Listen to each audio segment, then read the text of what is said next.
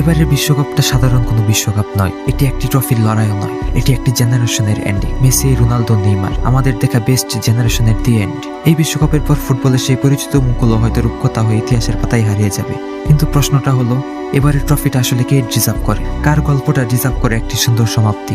উত্তরটা হতে পারে ক্রিস্টিয়ানো রোনালদো। কিন্তু কেন? কারণ রোনালদোর পথ চলা মেসির মতো রূপকথার মতো সহজ ছিল না। মেসি যখন বার্সেলোনার মতো ক্লাবে জাদু দেখিয়েছে, রোনালদো তখন খাবারের জন্য রাস্তা পরিষ্কার করেছে। দুনিয়া মেসির ট্যালেন্ট দেখেছে, আর রোনালদোকে দেখেছে কঠোর পরিশ্রম আর নিজেকে প্রতিদিন নতুন করে করতে। মেসি জন্মগতভাবেই বেস্ট ছিল, কিন্তু রোনালদোকে বেস্ট হতে হয়েছে।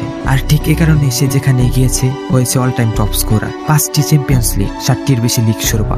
এই কম্বিনেশন ফুটবল ইতিহাসে আর কারণে 5টি ব্যালন ডিওর, 4টি গোল্ডেন বুট। সাফল্যের তালিকা শেষ হওয়ার নয়। যে পর্তুগালকে মানুষ চিনতই না, রোনালদো তাদের নিয়ে গেছে গ্লোবাল স্টেজে। বিশ্বকাপেও তার এফোর্ট কম ছিল না। রোনালদোই ফুটবলের একমাত্র প্লেয়ার যে টানা 5টি বিশ্বকাপে গোল করার রেকর্ড করেছে। তবে একটা জায়গা এখনো ফাঁকা, ওয়ার্ল্ড কাপ ট্রফিটা এখনো বাকি। কিন্তু শকিং ফ্যাক্ট হলো এবারের পর্তুগালের স্কোয়াড সবচেয়ে বেশি ডেঞ্জারাস। ডিফেন্সে রয়েছে লুভিন দিয়াসের মতো লিডার, যার ট্যাকলিং আর গেম রিডিং দক্ষতা অন্য লেভেলের। আর বর্তমানে সবচেয়ে সেরা লেফট ব্যাক নুনো মেন্ডেস।